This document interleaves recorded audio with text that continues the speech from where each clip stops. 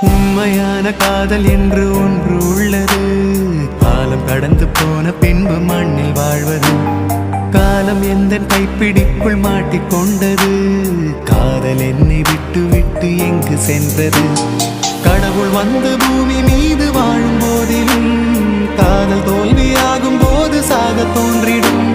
காதலின்றி பூமி மீது வாழ நேர்ந்திடும். கொஞ்ச நேரம் கூட நரகம் போல மாறிடும்.